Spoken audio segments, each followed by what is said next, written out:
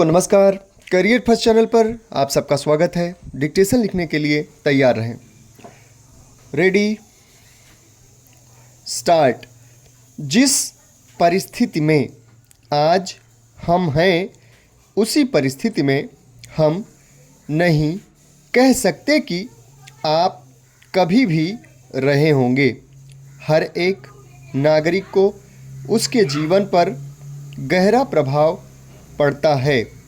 आज की परिस्थिति में तो यह और भी ज़्यादा जोर देकर कहा जा सकता है कि यदि आप परिस्थितियों पर काबू पाने में असफल हो गए तो आप कभी भी जीवन में उन्नति नहीं कर सकते।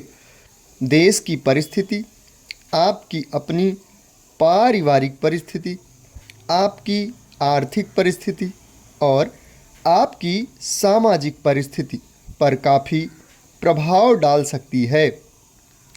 जिस देश की राजनीतिक परिस्थितियां ठीक होती हैं उस देश के नागरिकों को सामाजिक और आर्थिक परिस्थिति भी ठीक रहती है। देश में विषम परिस्थितियां हों तो आपकी अपनी घरेलू परिस्थितियां भी विषम हो जाती हैं, क्योंकि महंगाई अपना सिर उठाने लगती है। हम नहीं कह सकते कि इनका कारण शासन की दुर्बलताएं हैं।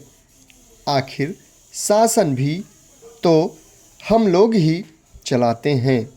जब हमने यह कहा कि देश में महंगाई बढ़ रही है तो कुछ असामाजिक तत्व अथवा व्यवसायी जीवन की आवश्यक सामग्री को जुटाने में लग जाते हैं।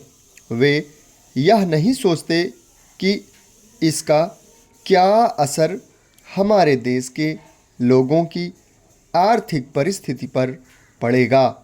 हम चाहते थे कि देश में ऐसे समाज की स्थापना हो जिसमें सभी लोगों को जीवन की अनिवार्य आवश्यकताएं सुलभ हों और सभी लोग देश के प्रति अपना कर्तव्य समझें।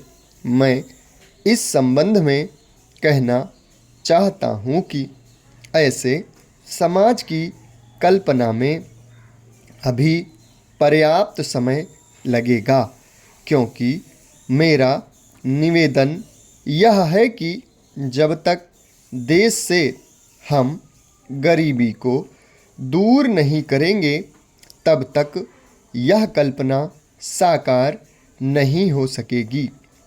देश से गरीबी तभी दूर हो सकती है जबकि जमाखोरी, नफ़ाखोरी जैसी प्रवृत्तियां खत्म हो जाएं। ये आदतें तभी खत्म हो सकती हैं जबकि हर एक नागरिक देश के प्रति अपना उत्तरदायित्व समझे।